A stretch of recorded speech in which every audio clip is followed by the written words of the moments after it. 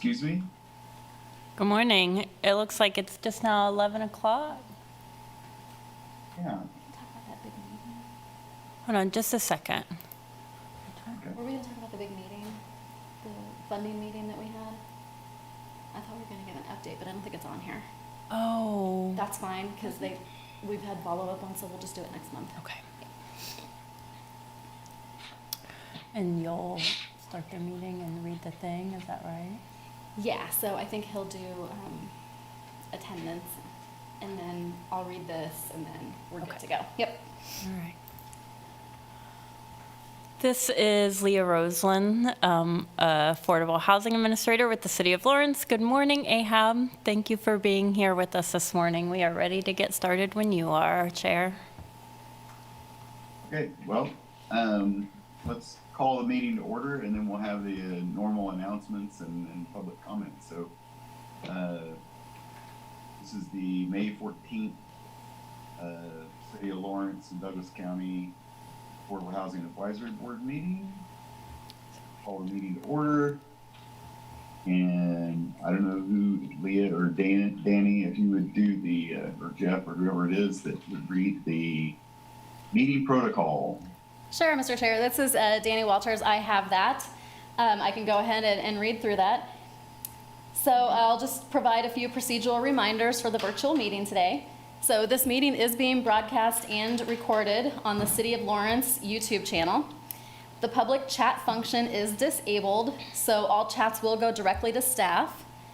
When you're not participating in the meeting, please mute your microphone by clicking on the microphone icon found in the lower left-hand side of the Zoom menu.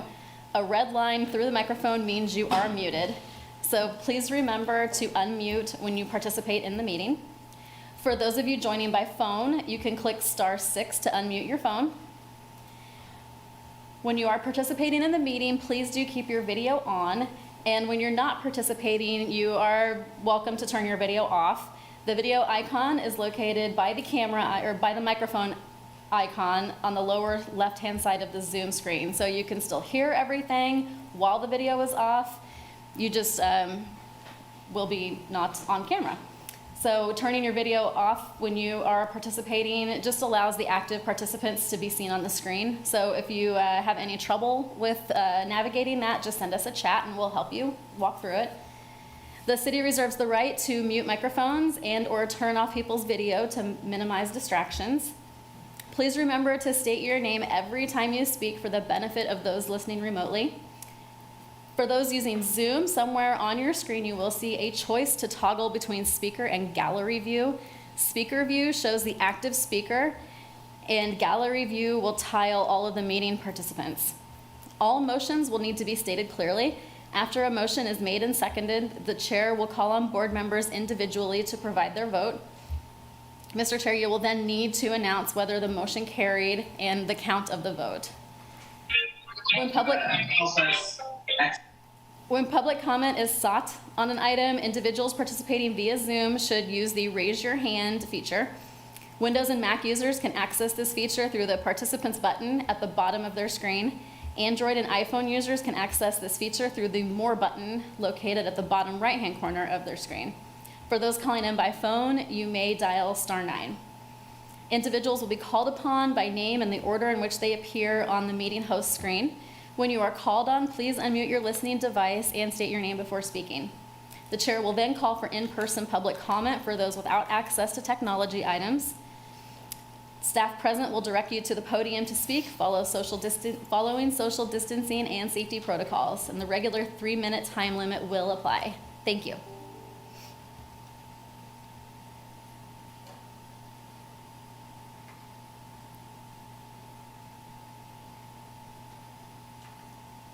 Chair, you're muted. I was following the instructions. Okay, I'm going to call the roll, and then we'll have public comment. So Edith Guppy. I'm here. Cole Brown. Shannon Reed. Here. Shannon Ori. Christina Gentry. Here. Yeah, okay. Rebecca Buford. Sarah Waters. Here. Erica Zimmerman, Here. Dana Ortiz, Ron Gacius, Present. Thomas Howe, Present. Paul Newsom, Here. and Monty Sokup here. So I believe we have a quorum. You want me to? Is it okay if I take this off? Yeah, Continue on. far enough Let me apart. get to my agenda here. We're far enough apart. Yeah. So at this point, I would open up the floor to public comment. Do we have anyone at the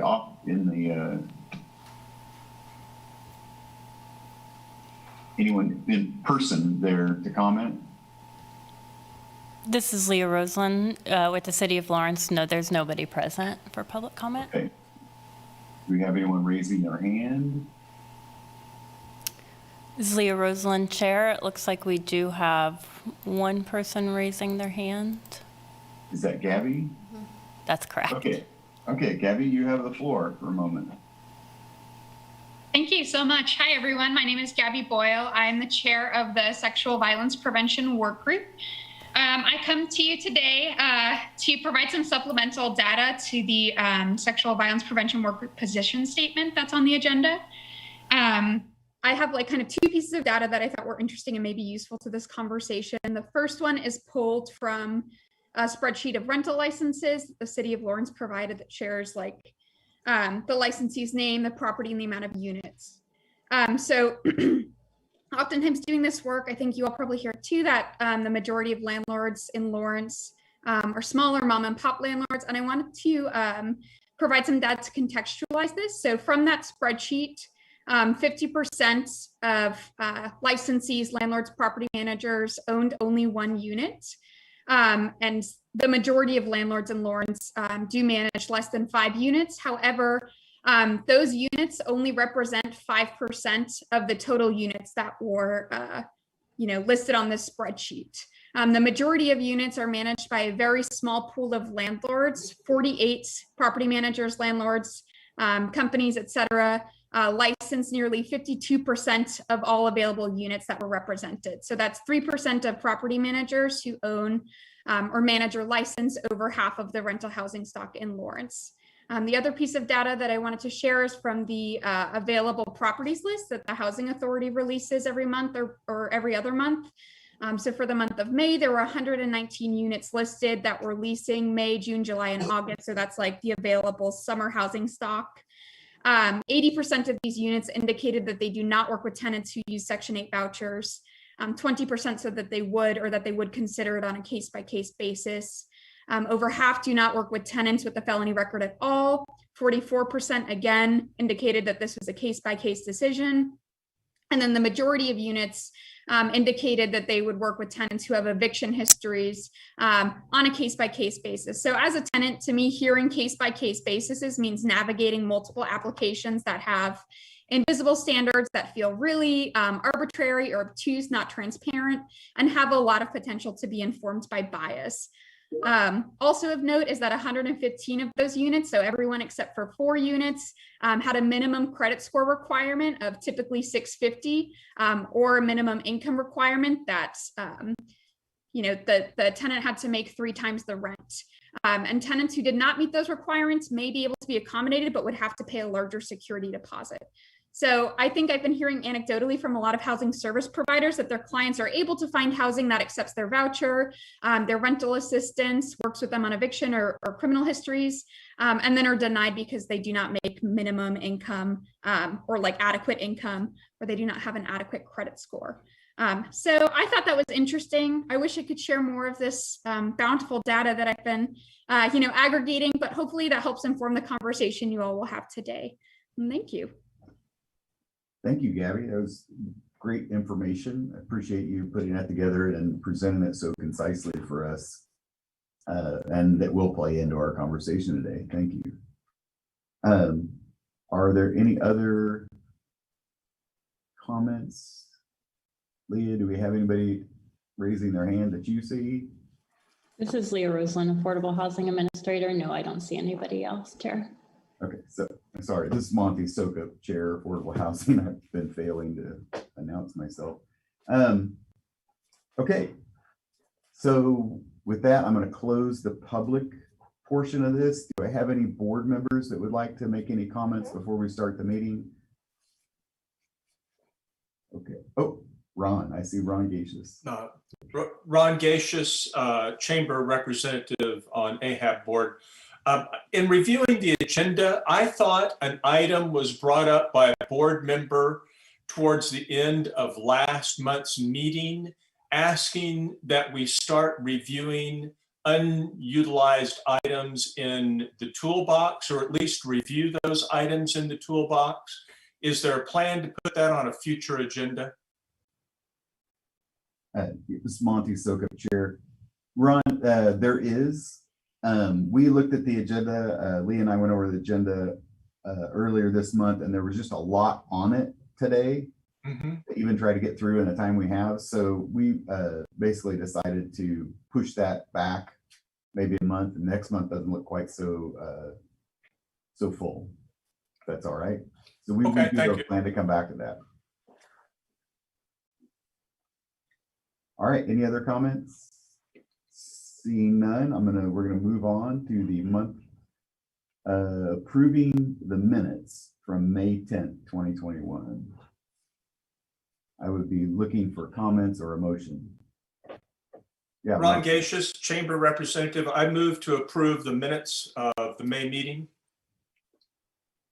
Okay, I have a motion. Do I have a second? Sarah Waters, University of Kansas, second. Second. Great. Sarah Waters, second. Any comments or questions? Okay, seeing none, I'm going to call a roll for a vote to approve the minutes. Edith Guffey. I abstain. I was not present. Okay, Christina Gentry. I approve. Sarah Waters. Approve. Ron Gacious. Approve. Thomas Howe. Did we lose Thomas? We must have lost Thomas. Okay. Paul Newsom. Mr. Chair, I am here. And I approved. Okay. All right. Thank you. Sorry about that. Paul Newsom. Abstain from absence. Okay. Shannon Reed. I guess abstain from absence also, but while I'm called on, if we reviewed the whole meeting on video. You don't have to. Yeah, you don't have to abstain because okay. You're absent. You could have reviewed the documents or the video. Yep, I did both, so I'll go ahead and vote to approve. Thanks, Chair. Thanks. Erica Zimmerman. Approve. Monty Sokup, approve. So according to my count, motion passes 7, 4, 2 abstentions. Okay, thank you. We will move on to review the monthly financial report. I'm assuming Danny is going to do that. Good morning, Danielle Bushcutter. Yep, Budget and Strategic Initiatives Administrator. One of us will get it. So I will go briefly over the financial report with you all this morning, and then would be happy to answer any questions. Starting on the revenue side, through the month of May, we have just under $755,000 in revenue in the Housing Trust Fund. And on the expense side, no changes from last month. Still have the $450,000 in expenditures from the 2020 awards that were approved late in the year.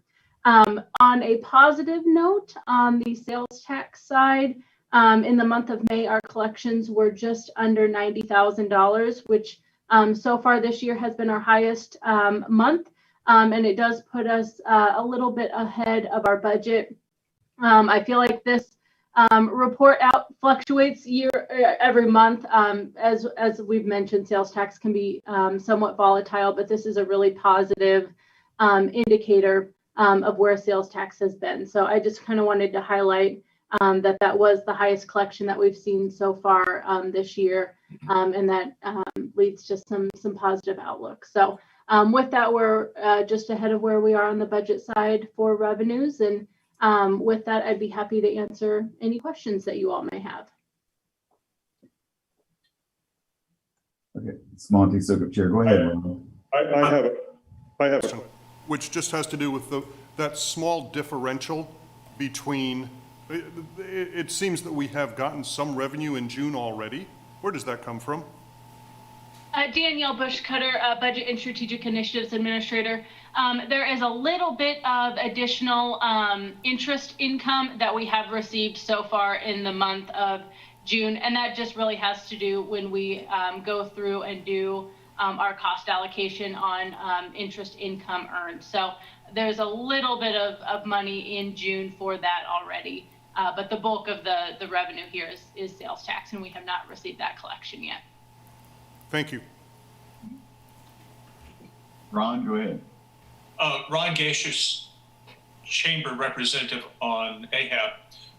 My question is, what part of the $765,000 balance in the trust fund is encumbered or obligated by any grant decisions we've made in the past? Danielle Bushcutter, Budget and Strategic Initiatives Administrator. We'll go through kind of that full review. I don't have that number in front of me with this report. We'll have that full review, though, when you take a look at the NOFA for your next meeting, because typically in that NOFA, we identify the dollars that we have, available and that you all want to allocate. So I'd have to go back and pull that. I don't have that right in front of me, but we can. I'd like that number for the next meeting. Absolutely. Danielle Bushcutter, Budget and Strategic Initiatives Administrator, we can certainly do that. Monty Sokup, Chair. Ron, I had the same question because as I read through the NOFA draft NOFA, it's, the number's 450,000, and that doesn't quite align in my books anyway. So I had the same question. So, okay, are there any other questions on the monthly financial report? Okay. Do we need to approve or anything or is that just a report? Danielle Bushcutter, Budget and Strategic Initiatives Administrator. It is just a report, so there's nothing for you to approve. Great. Okay, thank you. Okay, so the next item on the agenda is to discuss the Sexual Violence Prevention Workgroup position statement, which we obviously received some supplemental data on today. So they had made, obviously came last time and presented this information. And so this is a follow-up to that. And I guess what I would be looking for is anybody's thoughts. How do you think we should move forward? I have some ideas I'm happy to talk about, but I'd like to give other people an opportunity first if anybody has something. So I'm going to open the floor for that.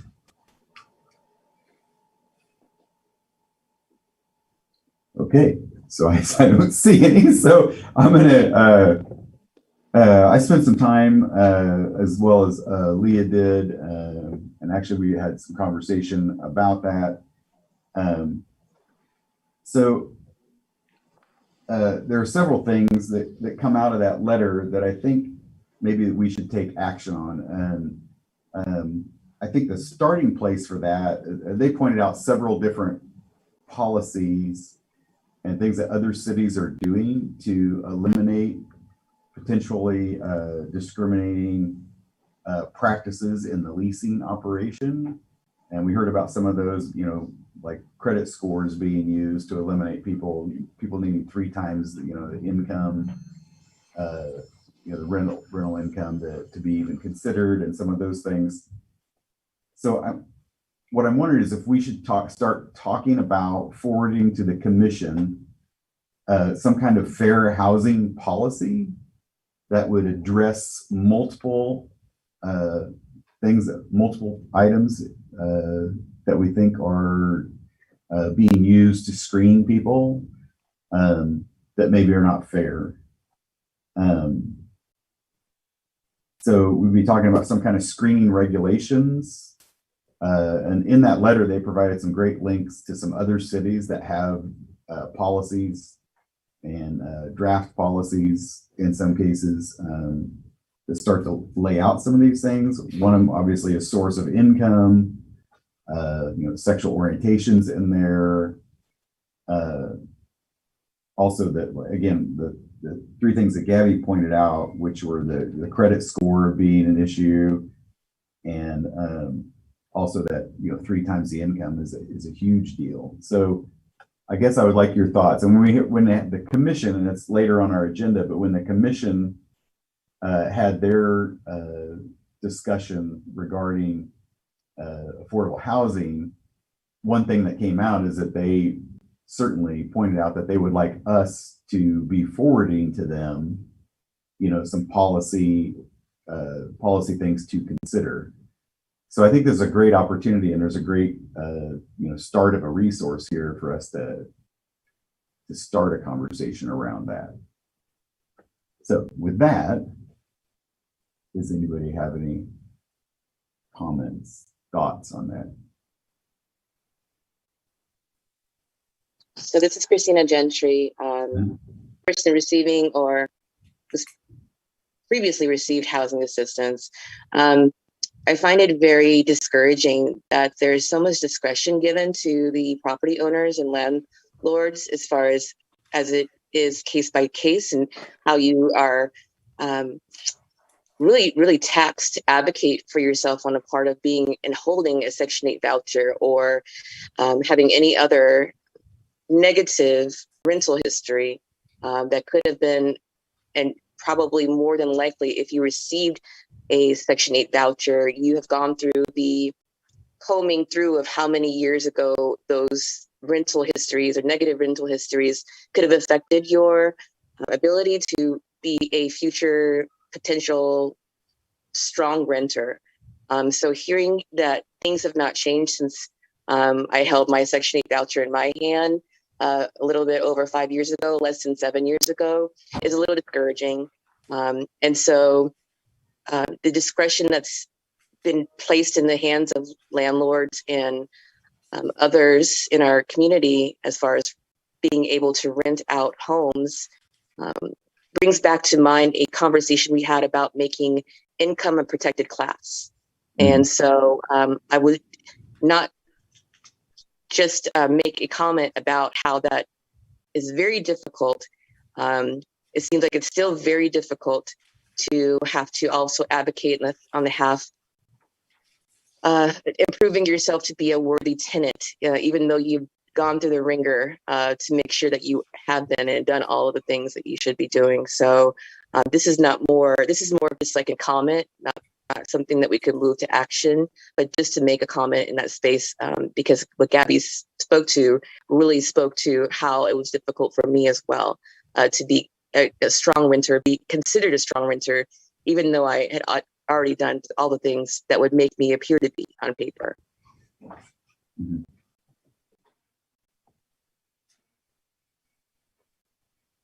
So, I mean, what I take from this Monty Sokup Chair, what I take from your comment, Christina, is that you're in favor of moving forward with some kind of fair housing policy that we could work on and then forward. Is that fair? Absolutely. This is Christina Gentry, person receiving or has been receiving housing assistance.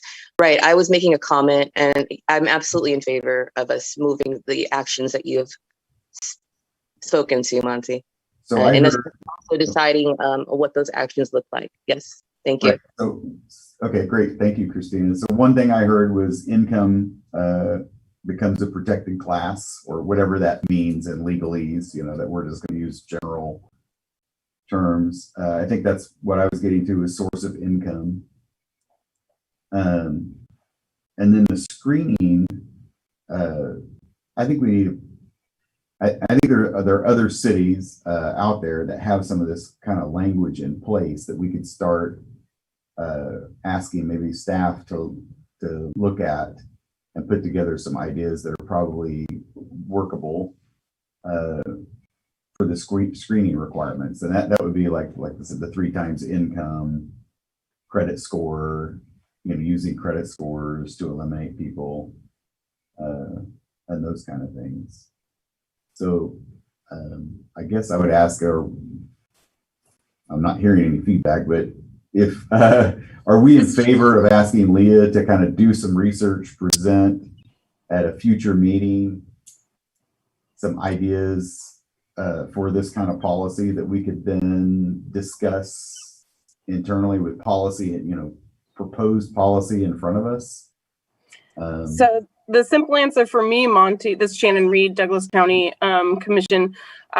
The simple answer is yes. To echo both yours and Christina's comments. And Christina, I really appreciate you sharing your experience and how much self-advocacy and tenacity is required in that process of individuals, and how that shows up in a variety of different ways based on your rental history, like you mentioned, your race, your sexual orientation. You know, there's so many things, what your income on paper looks like, and whether it's a voucher or not, and maybe you receive non-traditional payroll income or community supported income. And so I think that I think it's a really important policy decision. And, you know, to hear Gabby's kind of supplemental data gathered is upsetting, I think, to learn how, you know, just how large the percentage of landlords and property owners that are unwilling to work with Section 8 vouchers, which is this heavily vetted process that requires a lot of time and energy and self-advocacy and self-disclosure and kind of tenacity on tenants' part, individual parts anyway, to begin that process. And then to be awarded a voucher, the next part should be simple, but instead we see people in our community seeking extensions of that, and getting extensions from Housing Authority to have longer amounts of time to search for housing on those vouchers because it becomes so difficult. And that prolongs perhaps the homelessness or the acute risk of homelessness that they may be experiencing because they're unable to find housing of their own. So I think that policy recommendations are an important step for us to take as a community, and it will give the opportunity to provide some accountability measures and continuity in practices across Lawrence. And you know, I'm encouraged to see that Kansas City has done some of that, and that they are such a close community. So I'm interested in if anybody here at AHAB or any of the city's staff specifically have connection to or can make a connection to some of the staff in Kansas City, Missouri that worked on that ordinance, and that specifically in spite of that statewide, I'm kind of losing my words without going and pulling up the document, but it's a similar situation. So it seems like there's maybe a lot to learn there that help us craft a next step. So I'm really supportive of that. Thank you, Shannon. That is good. And we can reach out to Kansas City, Missouri, which also brings up another potential policy topic, because as you probably know, Kansas City, Missouri passed some kind of ordinance or something that when you are building a new apartment, there's a certain percentage of affordable housing that you have to construct as a part of that. And that's been fairly controversial, and I don't know if we can go there or not, but that is certainly something that we could think about. You know, I know in Kansas City, Missouri, there's been quite a rush of people to get projects submitted for planning before that went into effect. So, you know, it's having an impact, you know, good or bad, I don't know. That time will tell, right? But at least they'll put affordable housing on the ground.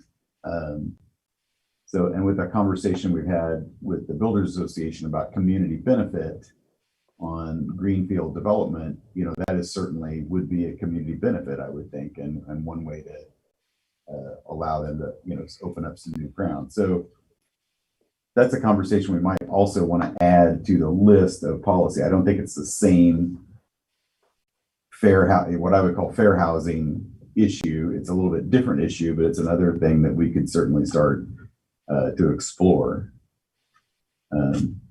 if the board likes that. Edith, I see you have your hand up. Yeah, I am certainly interested in policies that will lessen discrimination. I'm also interested in the difference between the landlords that own the vast majority of the housing and those mom and pop, people that own 1 unit or 2 units. And wondering, those folks that own 1 or 2 units, what is preventing them, or is there some information that tells us that they are not willing to take Section 8 vouchers, and why? Because it would seem to me that that would be a very secure source of income for them, very dependable. And are they unwilling to take Section 8 vouchers, and why? Do we have some data on that? And what is the balance? Because I do very much want there to be non-discrimination. And on the other hand, those mom and pop folks also depend on income for their living. And so how do we balance those competing needs? So as we begin to put these policies in place that I think are very important policies, and the competing interests, how do we make sure that we are benefiting all parties and helping the most vulnerable people? Because I think that's important.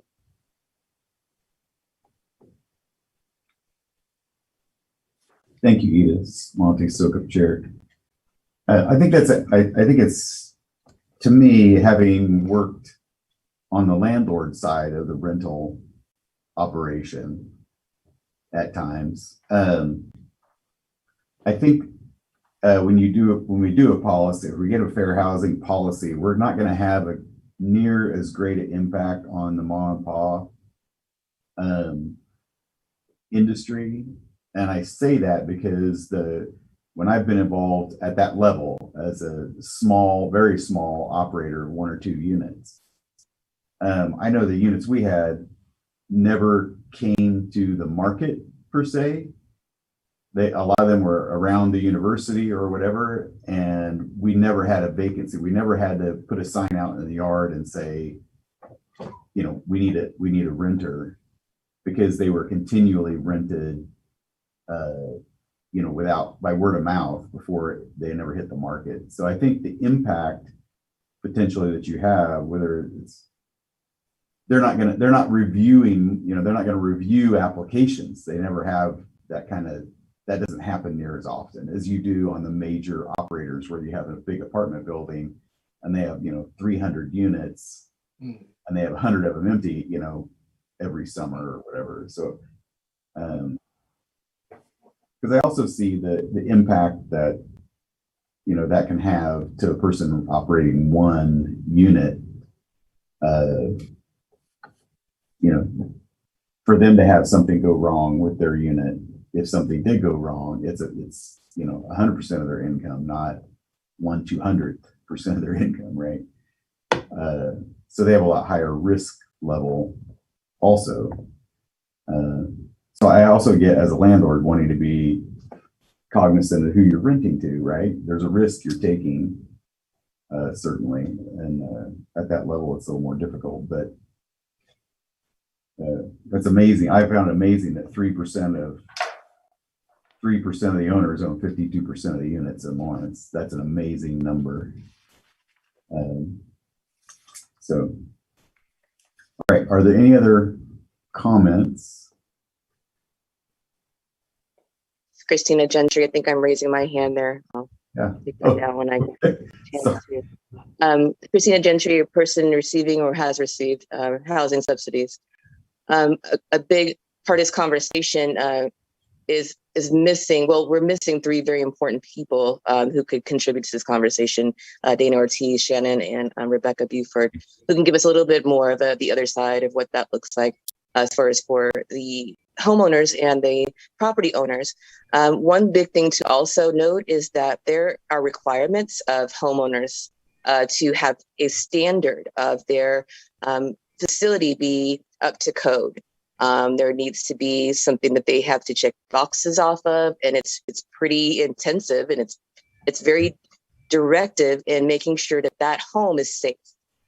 So we're thinking about the tenants and their inability to maybe show a face of I guess confidence, but we're not thinking about also the liabilities that are incurred with a property owner who can't keep their house up to code, who is one of the property owners who are renting out a very horrible unit, a horrible house. They won't keep up to code because it's difficult to manage that because it's expensive. So let's also think of the other side where there's the responsibility is also on the homeowner to make sure that their house is suitable.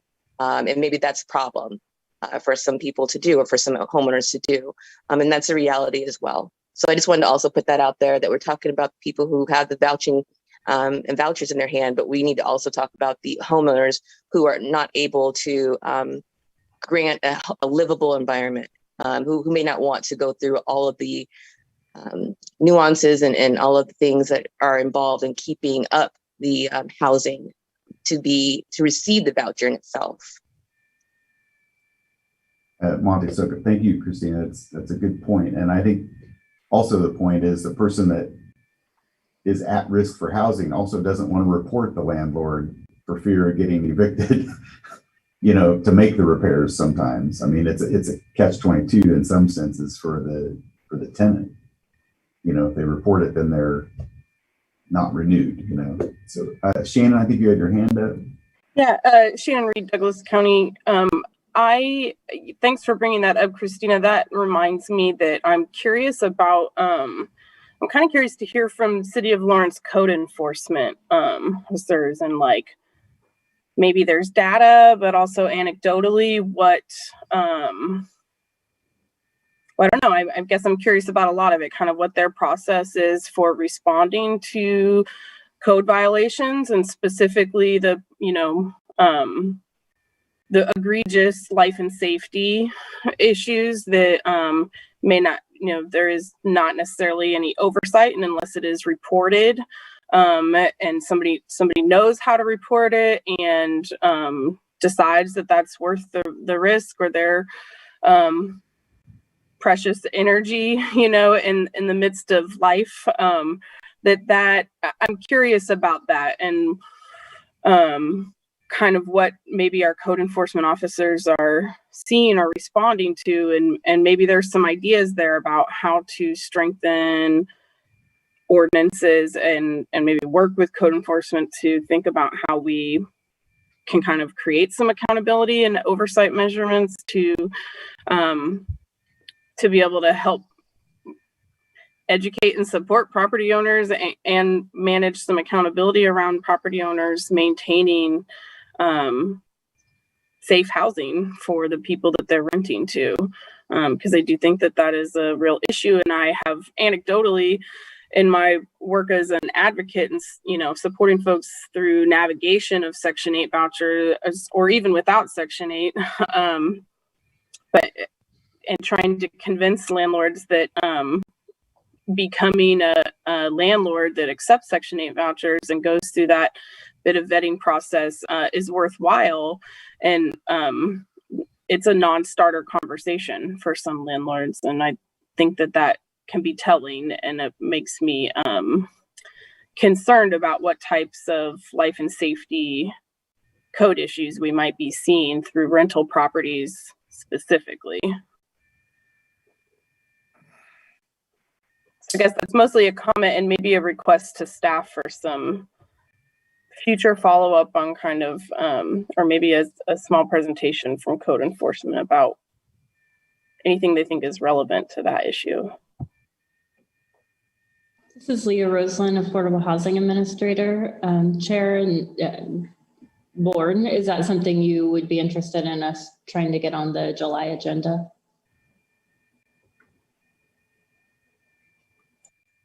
This Monty Sokup Chair, I think it is, but I would, a short presentation of what kind of basics of the policy are, and then what kind of enforcement is done. Because I know there is, having been a landlord, I know you can call and get an inspection of your house, and they'll tell you what you have to do to bring it up to be licensable.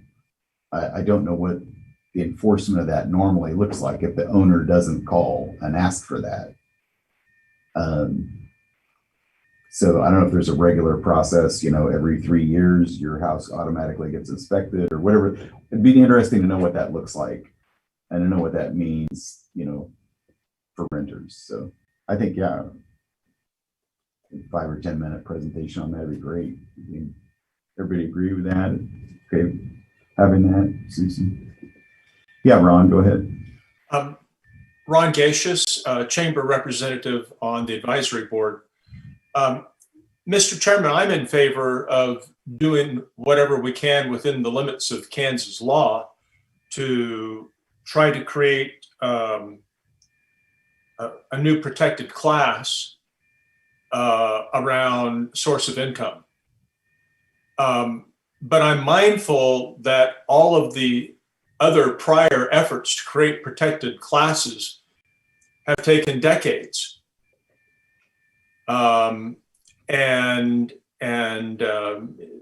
In relatively conservative states like Kansas, property rights advocates are very well established. And if we get out in front of most of the other communities in Kansas with pressing rental managers and owners with a new protected class, I think we'll very likely have a backlash in the State House. I'm all for, trying to assert the city's authority in whatever ways are possible. But I've seen these efforts, these types of property rights conflicts in the past. And there's a lot of established law on the side of the property owner in a state like Kansas. So while we pursue a policy in support of a protected class or urging the recognition of a protected class or whatever that specific proposal ends up, I would hope that we would also address or encourage the city to address some of these other mitigating factors. I was disturbed, frankly, when I heard Gabby say that even when folks jump up through all of these other hoops with landlords, that they find someone who'll accept a prior criminal conviction or will accept a prior eviction, or somebody will accept a Section 8 voucher, then they still don't qualify because they've got a crappy credit score or fall short on the income level. Well, I thought the voucher was because they fell short on the income level, right? So someone's going to have to explain to me why that's a legitimate basis for not qualifying a tenant. I remember 2 years ago, we had the local consumer credit counseling agency in here asking us for funds. And they were arguing that there's a connection between credit scores and the ability to be housed. So Gabby's comments were kind of like, a kick in the shin. I didn't think then, and I don't think now that the Affordable Housing Trust Fund is the right source of dollars for the consumer credit counseling folks. But there certainly is more that could be done in that area to help prevent young adults from making bad financial decisions, or to assist those who, through no fault of their own, have had a credit score crater, assist them in rebuilding their credit scores. There are for-profit services that do that. I think there's a very well-established legitimate need for not-for-profit services in this area also. The folks that need the services the most can't afford them.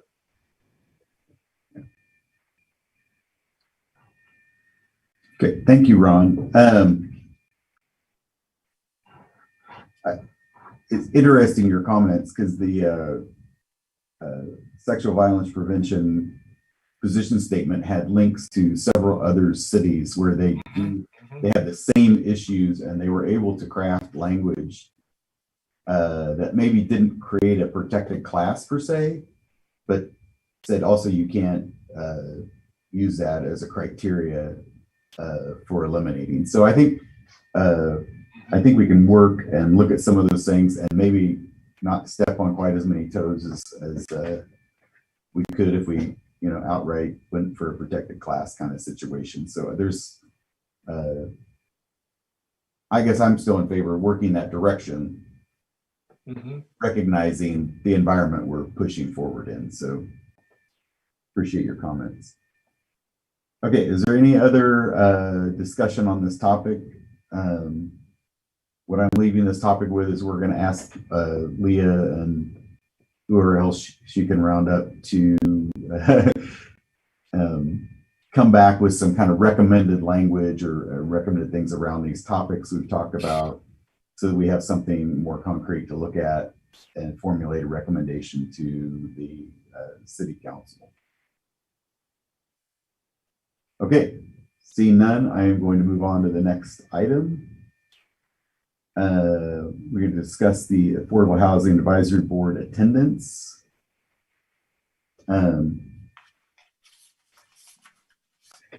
Do we have someone from the staff that's going to talk about the policy, the attendance policy, or do you want me to go into that? I wasn't planning on talking about it. This is Leah Roseland, Affordable Housing Administrator. I'm happy to bring up the bylaws and read from them. I have the attendance record that I can note, but if you want to go ahead and lead the conversation, and I'll pull up the bylaws if we want the specific language. Okay, well, I'm just gonna summarize what the situation is. So our policy basically says if you miss a certain number, and I think it's 3 meetings unexcused, that you will be essentially removed from the board. So we have a couple people in that situation, one of which, we've had Cole Brown, who has not been in attendance for about 6 meetings. We've been trying to reach Cole, have not been able to reach him. So what I'm going to suggest that we do is we basically put him on public notice at this meeting that if he doesn't respond, or we can't get a hold of him in the next month, that our next meeting will actually remove him. I'm saying that because we haven't been able to get a hold of him to discuss this situation. We're not sure what's going on. So I just felt like we shouldn't just kick him off the board without some kind of public notice. And then Christina Gentry has missed 3 meetings, but we had a problem with our listserv and she wasn't getting appropriate notices. So I'm going to suggest that we forgive or 2 of those where she was not getting the notifications from the city about the things, the meetings and events, and basically put her back to 1 unexcused absence so that she would not be removed. Because I think that was partly an issue on our side of, so that's kind of where I am on, or what I'm suggesting on the 2 attendees that we have that are outside the policy, I guess, at this point. Are there any objections to that recommendation? Okay. Sure. I do not have this is Sarah Waters, University of Kansas. I don't have an objection to that. I agree with that. But I did have a question kind of along the same lines. I guess I'm not clear on what an unexcused versus an excused absence is. So if that could just be clarified, and if excused means you let them know in advance versus the unexcused, I just don't understand that completely. This is Leah Roseland, Affordable Housing Administrator. Yeah, to have an excused absence, you simply need to notify the staff liaison in advance of the meeting. Thank you. I thought so, but I wanted to clarify. And am I muted or no? You're okay. So Thomas Howe, Lawrence Board of Realtors representative, and while I understand your position and will go along with that, I believe that when you join a public service board, you should understand what the policies are, and the policies and the schedule has been pretty set since the start. So I will go along with your recommendation there. However, with the proviso or with the position that if you're going to serve the community, you have a responsibility to understand what the framework for that is.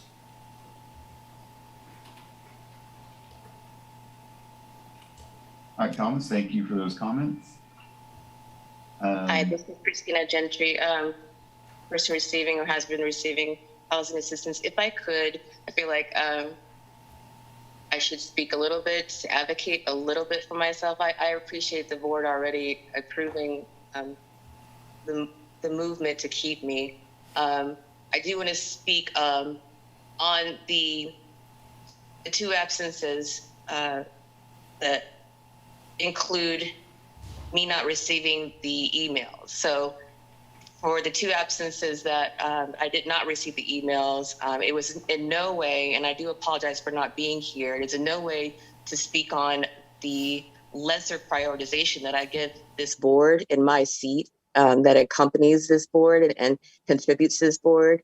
I will give detail that speaks a little bit to if the months that I was working at the Lawrence Douglas County Public Health, and our Monday through Friday push to get vaccines into our community became a little bit overwhelming.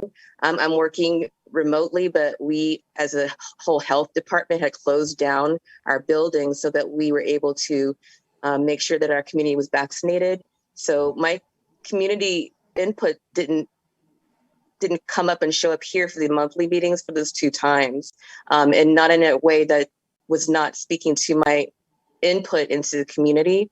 I was working in the community, the mass vaccine clinics at the fairgrounds those days. And so life got a little bit jumbled for me. So if I wasn't given an email that said, I need to be here, I was going to be where my community needed me to be, which was at the fairgrounds, making sure that our community received their vaccines. And as a result of all of the unified command efforts and including our health department, we've been able to keep the position of #1 vaccinated county in Kansas. So that's a pretty big deal. It's 99,000 of us, and we've made sure that everyone's received a vaccine who is wanted to have one. We're also still doing our small vaccine clinics on the weekends.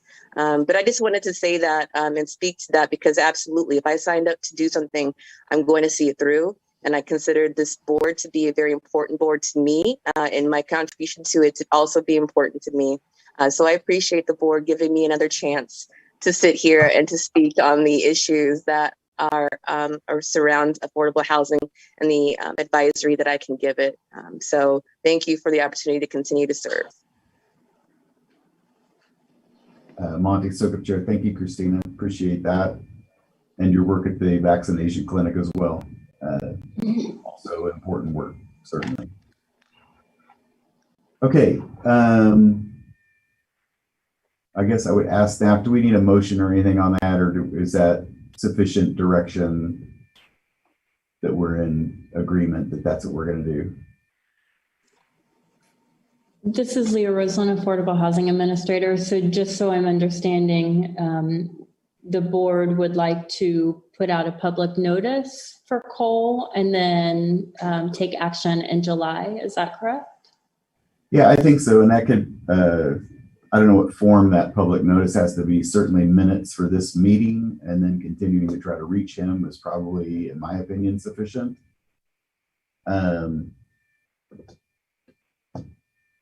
Is that satisfactory? This is Leah Roseland, Affordable Housing Administrator. Yes, thank you. Did you have And am I unmuted again? Good. Thomas Howe, our Lawrence Board of Realtors representative. It looks like you're muted still. No, I think it's okay. Oh, it's okay? Monty, can you hear me? Yes. Okay, Thomas Howe, Lawrence Board of Realtors representative. So, What happens if Cole comes in July?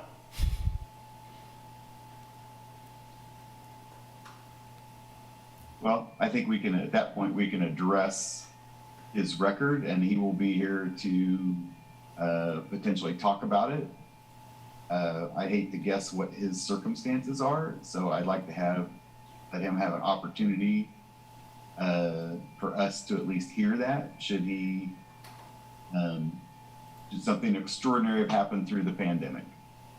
I think this is a different time than normal.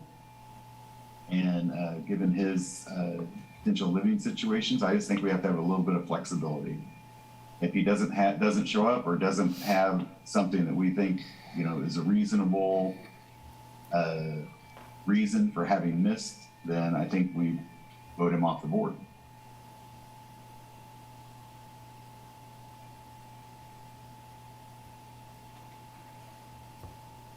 Mr. Chairman? Yeah, go ahead, Ron. Sorry. Ron Gacious, Chamber Representative on the Advisory Board. Slightly different question. Could we have someone find out if Cole is okay? Right.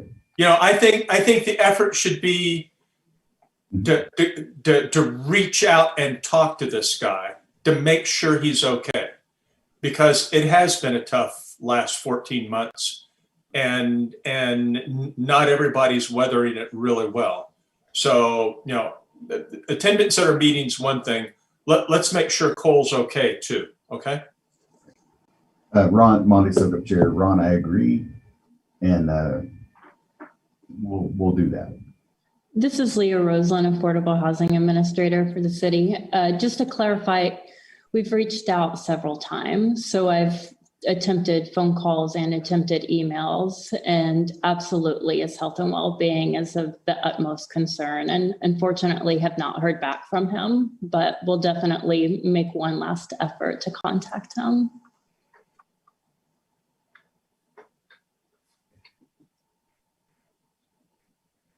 Okay. All right. We're gonna move on then.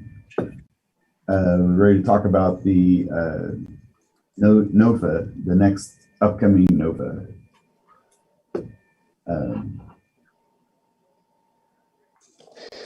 So I guess Leah or Danny, are you going to talk about the NOFA, and then we'll, is that the plan here?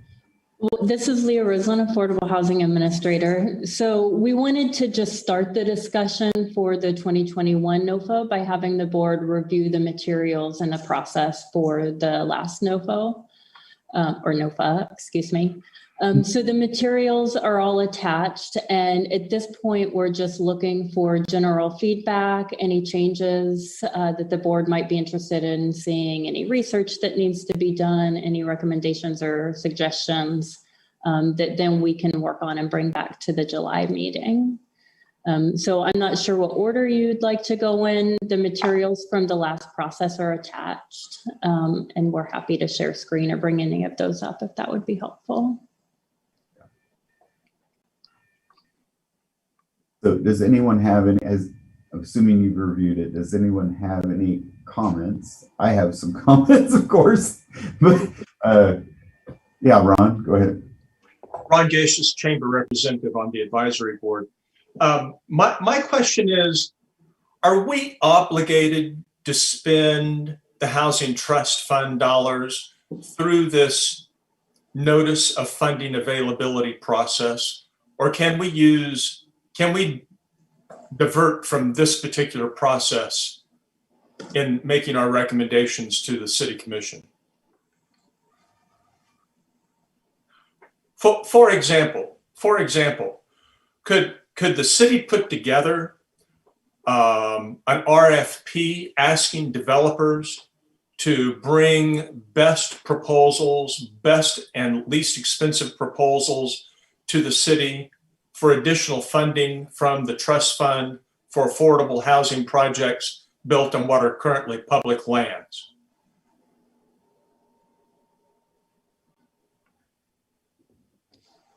This is Monte Soga, Chair. I'm not sure I'm the one to answer that, but essentially that's what our NOFA does, in my opinion. No, it doesn't. We haven't made any public lands available for any affordable housing projects. Okay. The city's not offered any underlying, have we given up a square foot yet?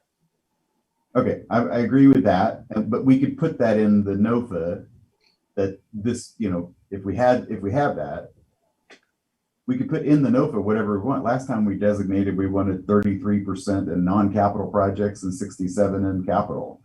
So I think we can put in the NOFA whatever we want if we have the opportunity, if we have that piece of land or those things. So certainly I think we can tailor the NOFA to whatever, which is not significantly different than an RFP, but. Ron, is your, this is Edith Guffey, member at large. Ron, is your question an attempt to are being more aggressive in rather than just waiting for projects to come to us, being more aggressive to say these are the kinds of projects we want, or being more aggressive in searching out projects? There's been not the complaint, but the assumption that we're sitting back waiting for people to offer projects to us, rather than looking and seeing, this is what we want. And this is where we want it built. Developers make a proposal. There's a difference there. And is that what you're going after? Is that what you're reaching for? Ron Gacious, Chamber Representative. Yes. We've got 5 broad goals that address affordable housing. And we've not prioritized those particularly. We've divided those 5 broad goals into 2 large buckets: capital improvements, building, and everything else, short-term housing support and services. But we're completely at the whim of what for-profit and not-for-profit developers are able to bring us or want to bring us at any particular time. So I don't know that we're achieving what I think are our most important priorities. And I don't know that this process helps to facilitate the utilization of public lands for affordable housing conversion. I believe one of the things that we should do is engage city commissioners and city staff in a discussion about making available some of the green space at the edge of a couple of our large public parks.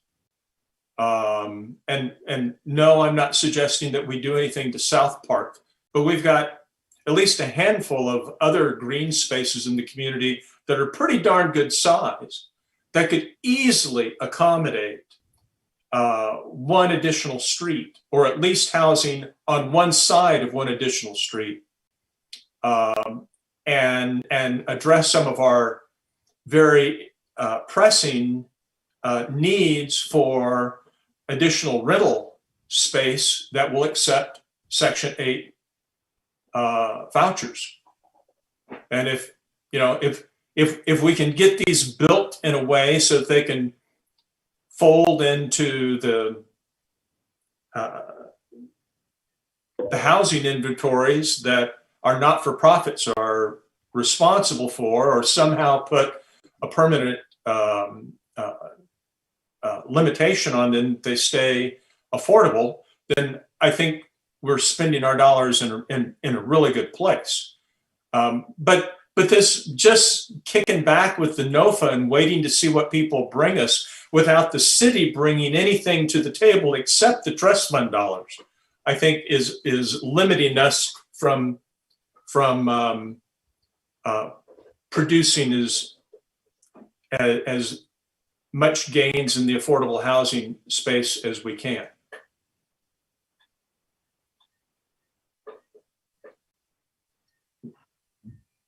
Thank you, Ron. I think that's a good comment. I know that Jeff and Jeff Crick at the city and others have been looking at potential city lands that could be utilized, like you're saying. I don't know exactly where we are on that conversation as to what's ready. Maybe Diane or Jeff could comment to that situation. I can comment. Diane Stoddard, Assistant City Manager. So we are working on a map inventory of some of the properties that we may be suggesting as possibilities for affordable housing use. As you might imagine, from time to time, there are certain restrictions on certain properties, and we need to be knowledgeable about what those are. But we'll be providing that information to this group and the City Commission. And then from there, my recommendation would be that, yes, I think that Mr. Gates is right, where we put out a request for proposals related to a certain piece of property or properties that specify what it is that we're looking for or hoping to achieve and leverage that property up, along with any other tools that the city might be able to utilize and apply. We do already have a number of tools in the city's toolkit that does help with housing. And in fact, we have been matching the use of those tools with some of the affordable housing dollars. When you start to put the tools together with land or some of the dollars, then you might be able to really help make the difference between a project happening or not happening. So I do completely agree that that is a way for the board and the city to be more proactive with regard to what it is that we might want to see.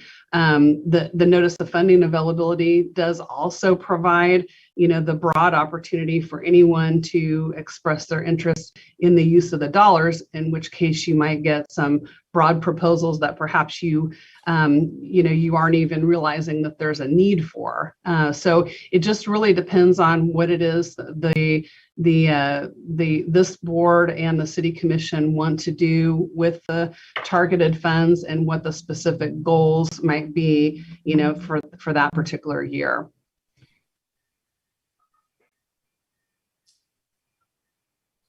It's Monty Sokup, Chair. So Diane, at what point do you think you guys would be in a position to come back? Maybe it's not in part of this NOFA because our timing maybe doesn't work, but would we be able to have this conversation about what properties might be available, what things we might be able to, like I say, leverage up? When will you guys be ready to have that conversation with this group, do you think? Yeah, I think that report could be ready next month or by August, so in the next couple of months here. And I think that it doesn't necessarily have to be something that is tied to the notice of funding availability. For example, a piece of property may be enough for an entity to bridge a gap to do an affordable housing project alone. So there might, also perhaps paired with some of the other city tools that we have that don't cost any cash out of this particular trust fund. So I don't see them as necessarily having to be tied together. So you could do a notice of funding availability and do this and have these things on some different calendars.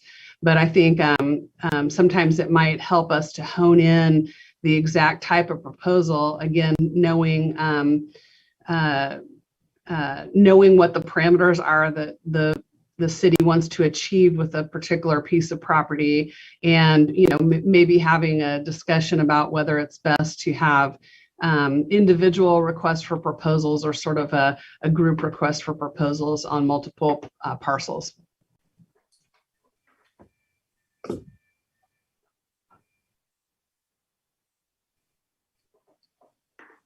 Okay, Ron, does that get to the bottom of your question, kind of? Yeah, yes, thank you.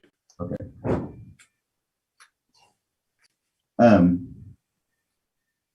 Okay, so Paul. I think that Ron's suggestion is excellent to encourage or think outside of the box, encourage big thinking. I think it would be best if the city could step forward, or whatever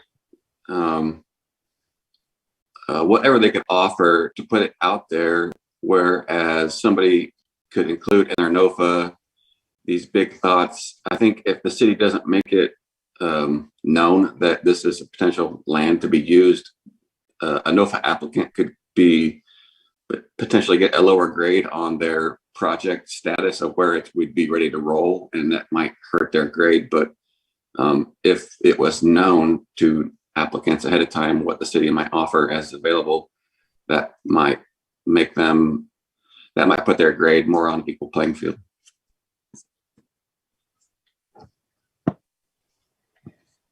This is Shannon Reed, Douglas County Commissioner. I'm curious with the inventory that's being created to kind of assess some possibilities. Is that just looking at undeveloped property that might be ideal for development and has opportunities, or does it also include things like maybe city-owned houses or former commercial buildings, or I don't know, any number of things? Does it include inventory of where there might be structures already that could be rehabbed or renovated into affordable housing? Diane Stoddard, Assistant City Manager. There are only a couple of cases where we have some property that will have a building that will eventually, in either the near future or the next few years, probably transition to a different use, and therefore wouldn't necessarily need to be used by the city anymore. Those I see as maybe a little bit more challenging, although possibilities down the road. What we were trying to do first, which we'll kind of present this way, is that to us anyway, that there's some particular properties that are maybe would be easier logistically to be able to develop because they are currently not developed. And also properties that currently aren't part of a designated park. Obviously, if we go the route of designating an existing park or utilizing a piece of an existing park, there will at least be some people who experience some loss with that. So our thought is that there might be some properties that might be a little bit easier to develop initially that are currently not designated as such. So as we prepare that report, we're kind of looking to prioritize some of those pieces of property that don't currently have an existing use.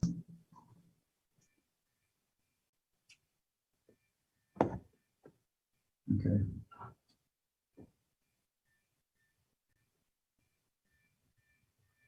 All right. Okay, Monty Sokup, Chair. Any other thoughts on the directions on the NOFA?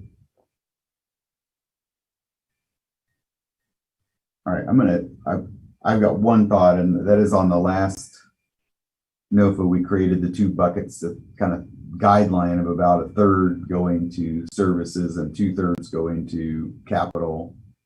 Were we happy with that split?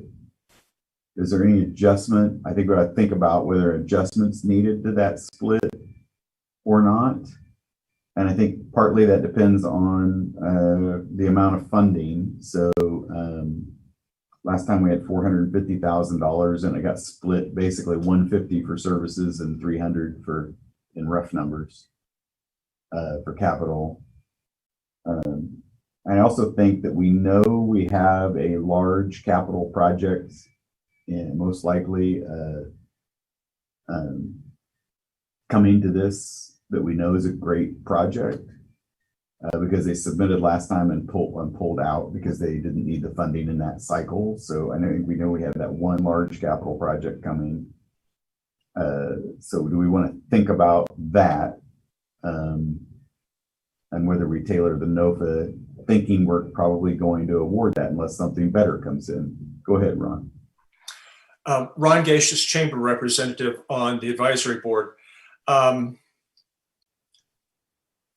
I think that the size of the funds that are available should influence, at least a little bit, how much of the dollars that we make available are carved out for vouchers and services. And let me give you a hypothetical to explain what I mean. We just did a NOFA round with $450,000, of which I think a third, 150, was earmarked for vouchers and services, and 2/3 for capital investment. But that was, I think, the smallest NOFA grant amount that we've done in the 3 years that I've been on the advisory board. It sounds like, you know, not knowing how much of the current balance is encumbered by past grants, but it sounds like, depending on when we issue this NOFA, if it's not until the fall, we'll have several $100,000 more than we did this last round. I don't know. I don't think right now I would be supportive of a 33-67 split, a 1/3, 2/3 split between vouchers and services and capital improvements. If, for example, the balance that we're going to have available for the NOFA is, say, $800,000 or $1 million,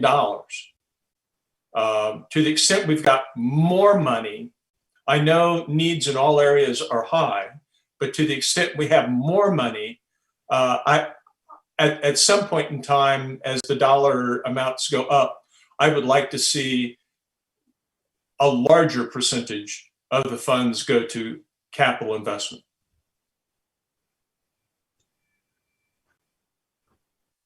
Mr. Chair, Sarah Waters, University of Kansas. I agree with Ron and what he just said. I also think that in that last NOFA, we didn't, at the end, we didn't, at the beginning, I guess I should say, when we had that large capital project, we didn't seem to care anymore about what the percentages in the NOFA were, because we did make the decision to give all the funds to that large capital. And so I struggle a little bit with this conversation because we don't know what we're going to see. And I think we're going to do what we decide is best at that point. Although best laid plans sometimes are good if all things are equal, then we can make a decision there. But so again, in that same bucket as everybody else, kind of want to know how much money, kind of want to know what's out there. We know we've got this large capital probably coming. But if that one hadn't pulled out, it would have been 100% of the funds had gone to that. And we wouldn't be here saying it was 150,000 or 300,000 or whatever that breakdown ended up being. So, so it's hard for me to have this conversation or to think logically right now about what we'd like. So maybe we should continue discussion. I don't know, but those were my thoughts. Yes, Monty Sokup, Chair. I agree. And we also have this other thing that kind of mixes in there is if we were to take the NOFA and potentially split truly split and say we were gonna, you know,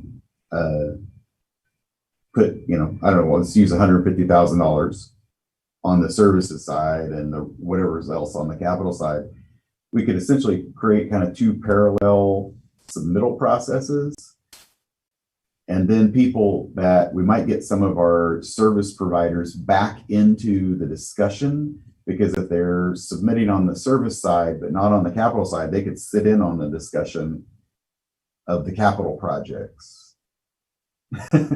So, but one way that's great, because we get our service providers back in the conversation, at least some of them.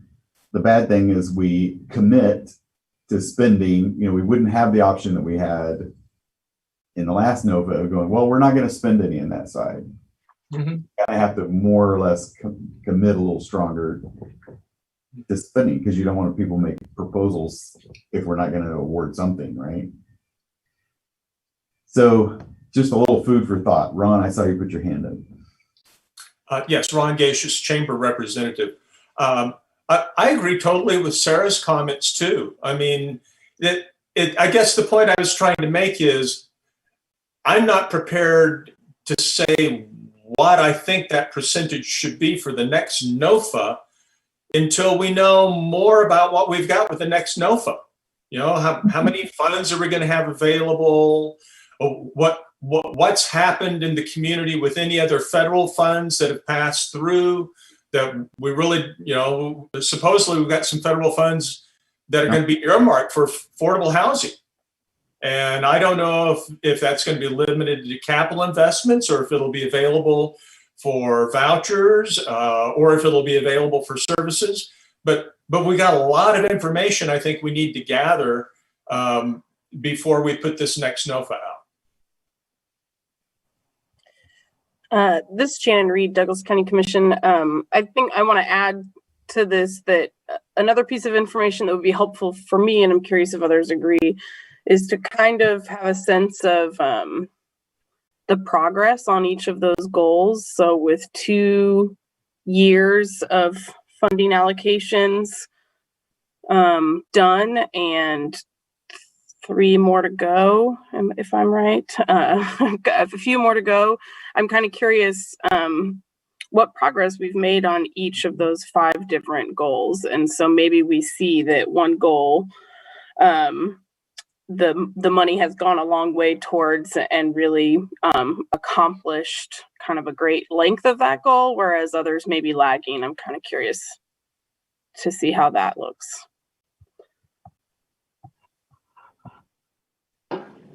This is Edith Guffey, member at large. And remember, we made that decision last time in the midst of the pandemic. It was situation driven, and we're in a different place. And I support Sarah and Ron. I'm not willing to do anything right now. Sort of look and see where we are when we're there. Okay, it's Monty Sokup, Chair. I you know, that's fair. I don't think we're asking for a decision today, but I certainly want people to have it thinking about it, because we are going to make that decision in probably the next 2 months or so. So we are going to get there where we have, you know, the schedule dictates that we get this NOFA out, and we're going to have to reach that place. So this is Christina Gentry. I'm sorry. Oh, I'm sorry, Monty. I didn't mean to cut you off. Christina Gentry, member or person receiving or has received housing subsidies. It sounds like a opportunity for us to talk about a retreat and to sit down and discuss these in the next 2 months. Does that sound kind of doable? I know we're still doing Zoom for the most part, but maybe see a couple of people in spaces and we can make that happen.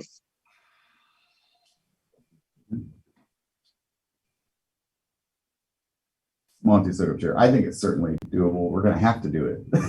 I don't know if we have a choice, right? Eventually, we're going to have to do this. I think the only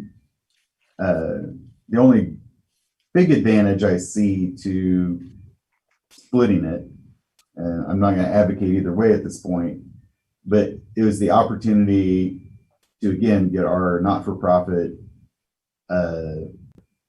people potentially back into some of the conversations, because every time we have one of these, the way the city interprets the conflict of interest, we essentially eliminate all of those people from all of the conversation, and we lose the vast majority of our expertise at the table.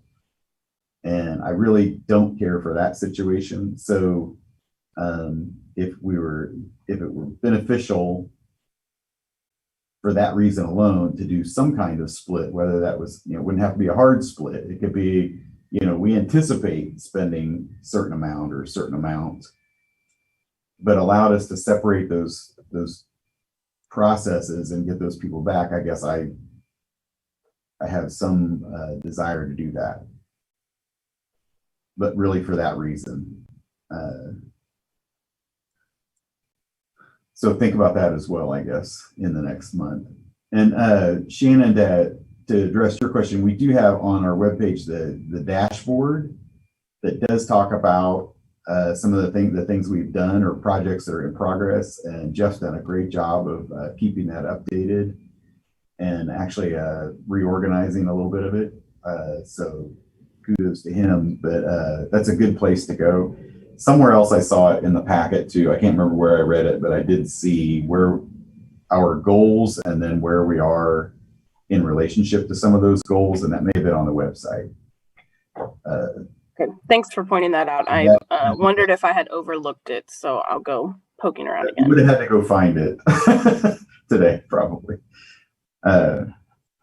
Okay. That leads us probably to the funding matrix. So I guess at this point, I don't know if we need to do anything with that, but certainly start thinking about that funding matrix, because that's been one of the things we've struggled with. Is we're trying to rate, we're judging very different capital projects with voucher programs and renovation programs, and the funding matrix information really doesn't correlate well. So I don't know if we want to look at that, think about it using a different matrix, or if we're okay just knowing that those aren't going to match up and it's just additional data, because we haven't always awarded, the highest scoring projects don't necessarily mean you get the award. So I'm okay with that. I'm just not sure if that information should be in a scored matrix if that's how we're using it. As just data points, more like the other information that the staff provides us. So I would like to people think about that or comment on that. I've always struggled with the matrix personally.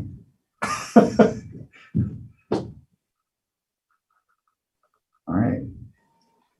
Mr. Chair, this is Leah Roseland, Affordable Housing Administrator. And if you would like, I'm happy to look at other examples and bring some alternative matrices to the board for consideration, if that would be helpful.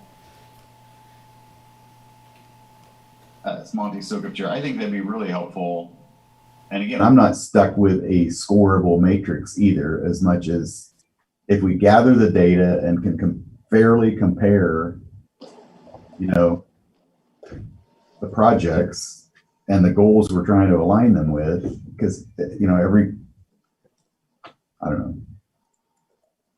The idea is to me, the idea is to award the money to the best projects that get us the most bang for our buck, and meet our goals. So if a matrix helps us do that, fine. If not, then I'm not tied to having a scored matrix. Okay. Mr. Chair, one more thing. This is Leah Roseland, Affordable Housing Administrator. When we were reviewing the materials for the meeting, we also discussed how the racial equity question was evaluated by the board, and had discussed whether supplemental or more information or education could be provided to assist the board with that. So I wanted to just circle back on that before we move on. Yeah, and I think that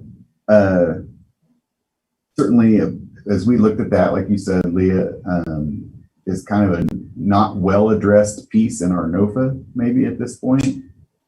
And if that's something that, which I think we should be addressing, maybe we need to clarify in our NOFA more about how that's being addressed with the project. So any thoughts on that? I'm in favor of having a little more clear part of the NOFA about how the project's addressing inequities. So this is Shannon Reed. Douglas County, I would agree that more explicit language and clarity is important and would be helpful, and that perhaps a future discussion amongst us with some more time available to talk through what it looks like to apply that lens, and just kind of have an open discussion about how we are considering that in all of the applications, and specifically how the application reflects those questions and asks projects to project proposals to tell us how they are incorporating racial equity and thinking about it and addressing those issues. So I think explicit language is important so that we don't just talk around things or talk too broadly about things. thank you, Shannon. Monty Sokup Chair. So to that end, Leah, can you look at what some other cities are doing, other boards, and kind of maybe have some suggestions at the okay, great. Something for us to look at, review prior to the meeting and think about and then talk about. That'd be great. Okay, anything else on the NOFA? Any questions on the timeline or any of that? Mr. Sheriff, this is Sarah Waters, University of Kansas. The one thing I'm not quite clear on timeline yet is with the cities saying they're doing their report, and it sounded like Diane thought maybe August. If any of what that work will show us will be able to be incorporated. I'm thinking possibly, but I just, been a lot of things thrown out about dates and different timelines. So it would be nice if it could, I guess is what I'd like to say. And then I think this conversation might be better informed about if, like, even what the matrix looks like at that point. Because if we do decide that we want to focus on a particular area or, you know, a 2-acre area or whatever it might be, there may be other things that would inform within the matrix. And then I also think that I'm thinking about that capital improvement project that we're expecting to see again. And I'm also thinking about the incredible cost of building escalation and what those dollars might look like. So there's a whole lot at play. I think we're going to know more in 2 months and 3 months. But I got just kind of rambling now, so I'll stop. But if that could all sync up somehow before we release this NOFA, it would be nice, I think, is my summary there. Yeah, Monty Sokup Chair. And, you know, I thought about that too in my mind, and my gut feeling is that it won't sync up. And I say that because we might be able to know what that parcel is, but to have somebody come in and develop a reasonable proposal to get submitted to the NOFA maybe won't have time to occur.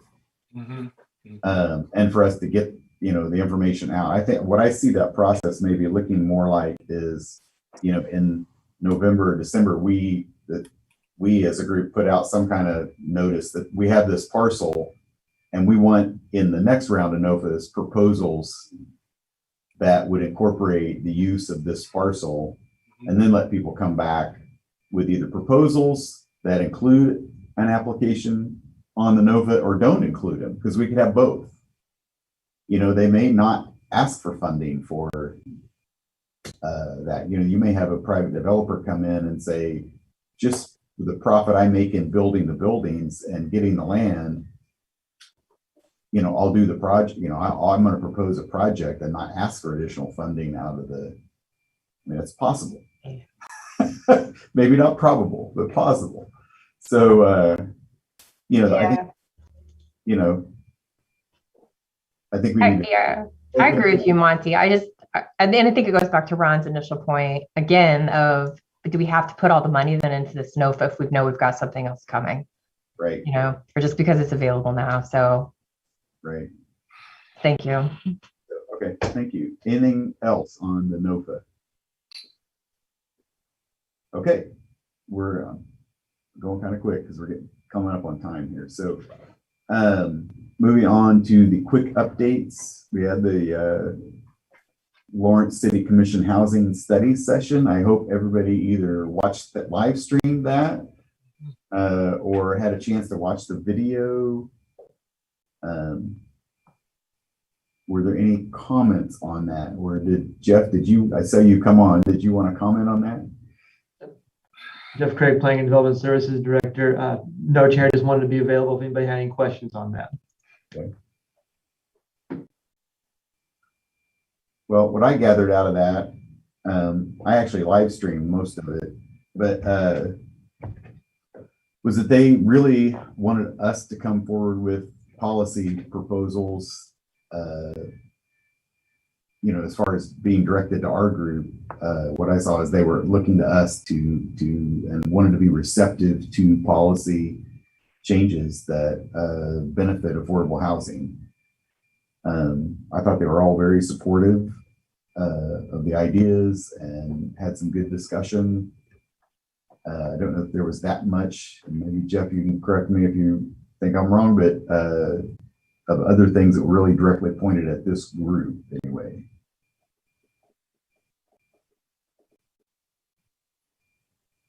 Yeah, go Ron. Ron Gacious, Chamber Representative on the Advisory Board. I'd have a question, I guess, for Jeff, or perhaps you, Mr. Chairman. If we wanted to initiate a policy, for example, that said any single family residential lot could now be used for 2 residential units. In effect, doubling the inventory of space available, potentially doubling the inventory of space available for new homes. How should we initiate that kind of a policy recommendation to the City Commission?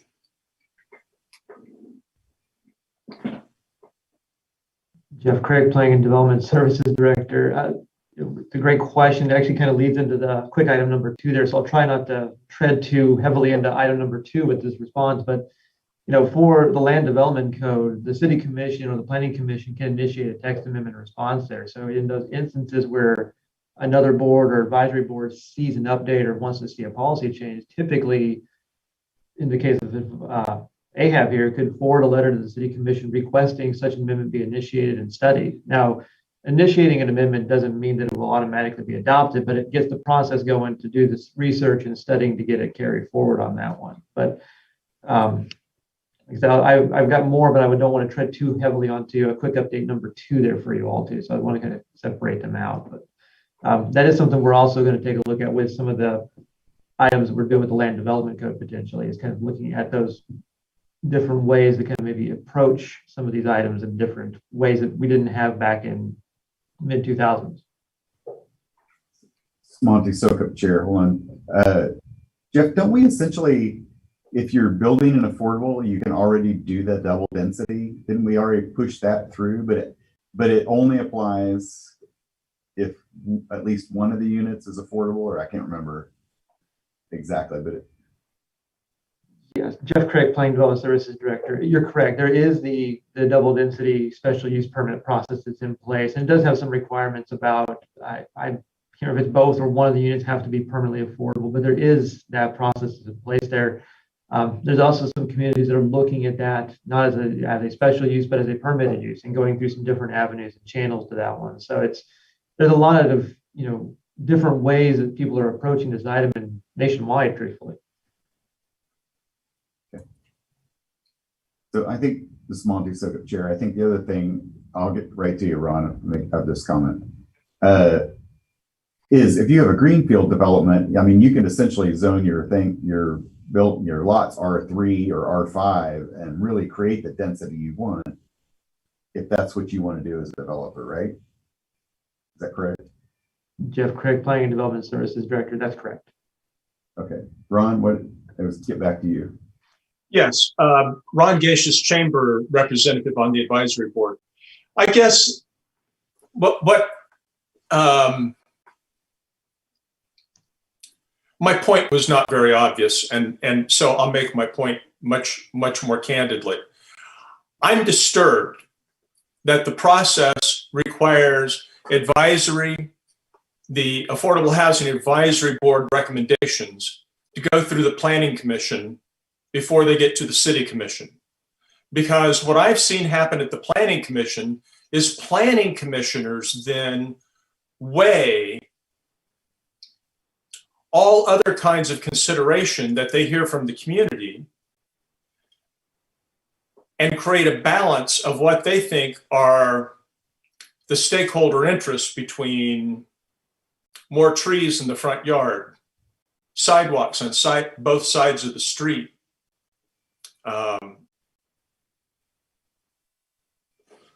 other requirements that add cost to the ultimate final price of a home or an apartment. And what happens then is the recommendations direct from the advisory board for affordable housing don't get heard by the City Commission, at least in the area of anything that might fall under the scope of Planning Commission review. And I think that prevents the City Commission from hearing the proposals that are being made or could be made by AHAB. So I would like to see us develop a process where our planning related recommendations could go direct to the City Commission without having to pass through the Planning Commission, where they are balanced against Planning Commissioners' interpretation of what other stakeholder interests are.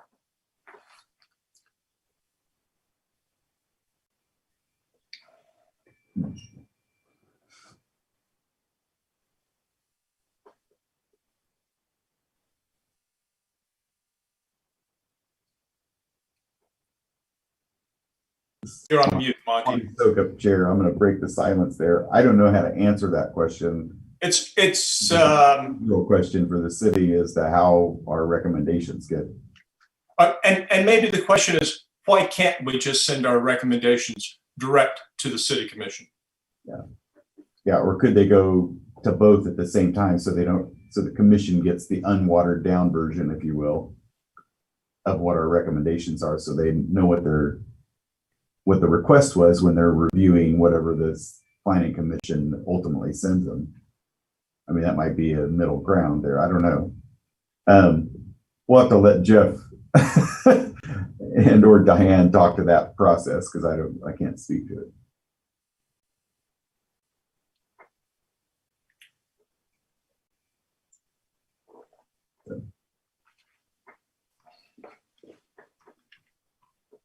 All right. Mr. Chair, if I may, I might just fold that kind of right into the quick update number 2 there, because I think Ron's going with kind of folds wonderfully into that one. One of the things we're looking at doing is to start a revision and update process to the city's land development code.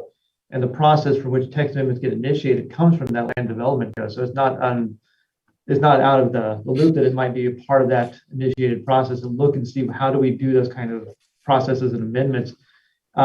The real intent behind that code is to work at trying to streamline and simplify the way that the code works, so that it can kind of lower those expectations on costs on both just staff, but also in terms of money and value and time which go to those projects. So that's one thing that we're working on to kind of streamline and be more efficient at.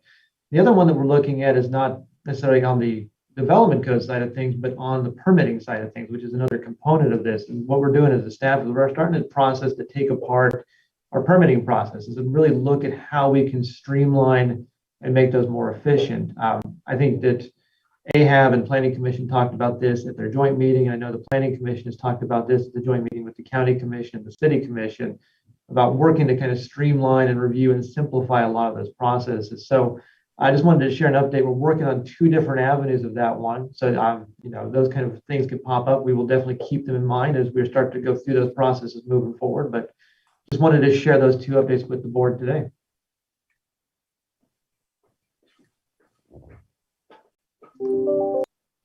Okay, any comments on that update? Okay, Monty Sokup Chair, seeing none, we're gonna move on to Sorry, Monty. Oh, go ahead, Paul. Paul Newsom, Lawrence Home Builders. Jeff, if you wanted any feedback from the home builders, I know that they've done some work evaluating and kind of looking into the permitting side of things. So we'd be available for any input if you're interested. Jeff Craig, Planning Development Services Director. Would appreciate all the input we could get on the process. So definitely, please feel free to share everything, and we'll definitely take it in because it's only gets better with more information we get. Okay, any other comments on that process? Okay, Monty Sokup Chair, we're gonna move on to item 3, Kansas Housing Resources Corporation Housing Tax Credit Program, Estates of Lawrence application. I don't know if there was a staff report on that, other than they provided that they basically had 1 project submit for those funds. This is Danny Walters with Planning and Development Services. It was just to let you guys know that is the slate of applications for 2022. So we didn't have any additional report on that item. Okay, thank you, Danny. Appreciate that. We had a memo on the Kansas Open Meetings Act. We had some additional questions regarding that and what constitutes a meeting. And I think that's all clarified in that memo. Ron, it looks like you maybe have a question regarding the memo. Yes, I have a question. Ron Gacious, Chamber Representative. I have a question regarding the memo. At the end of the memo, there's language that says that if a majority of the advisory board is meeting with another body, then they can't discuss the business of the advisory board. And my question is there an exemption that allows us to meet jointly with the Planning Commission or City Commission? Or is it simply that the meeting is noticed and posted publicly that allows us to meet with them? So it's not a private meeting, it's a publicly noticed meeting. So it's okay then to meet in conjunction with another body and have a discussion on housing? I can answer that. Diane Stoddard, Assistant City Manager. So in those cases, Mr. Gacious, that we would just notice up that as a meeting. So in the cases where say the Planning Commission is joining you all, as they did recently in a meeting, that all was noticed up appropriately, that both of those bodies were meeting together. So that's a great example of where we do provide that notice to make sure that you're covered. Okay, thank you. Great. Any other questions on that memo? All right, great. We'll close that item. The 5th item, the National Association of Realtors 2021 Advocacy Agenda. Do you have any comments on that document?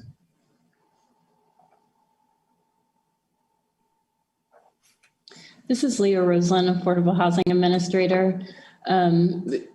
There had been a request at the last AHAB meeting to bring policy discussions to the board. And so this is just really an FYI to see what the National Association of Realtors policy agenda is, and if there were any policies that the board is interested in looking at more that we could do additional research and bring back to a future meeting.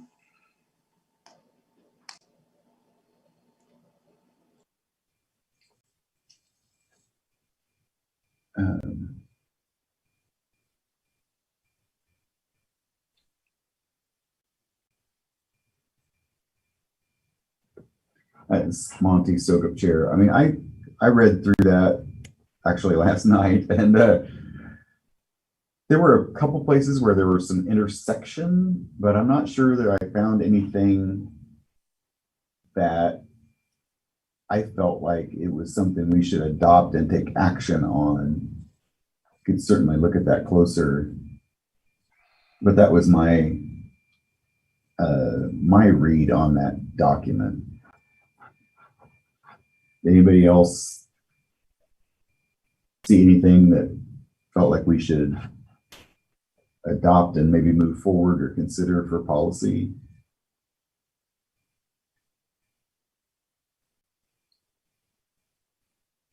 The place where I thought it intersected was probably the financing, rights to financing and ability to get, 30-year financing and those kind of things where there may be some intersection. That's where I felt there was some intersection between the two groups. So, all right, I am not seeing any comments on that. Any additional comments on that? So we're going to close that. Is there any other new business that anybody would like to bring up?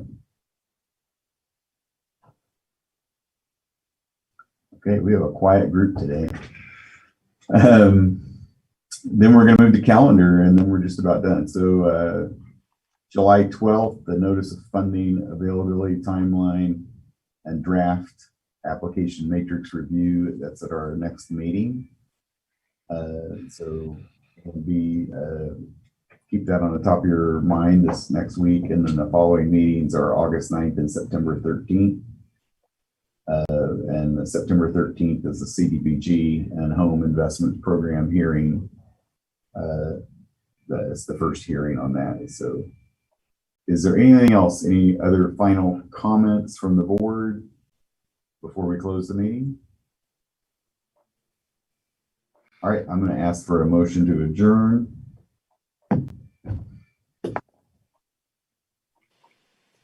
Edith Guppy, so moved. Second. Edith made a motion, Ron seconded. Are there any comments? I will call a roll. Edith Guppy. Yes. Christina Gentry. Yes. Sarah Waters. Yes. Ron Gacious. Yes. Thomas Howe. Yes. Paul Newsom. Yes. Shannon Reed. Shannon might have, maybe Shannon dropped off. Erica Zimmerman. Yes. Monty Sokup, yes. She voted. Motion passes 8-0. All right, we're adjourned. Thank you guys, appreciate it. Thank you. I was so excited to be able to do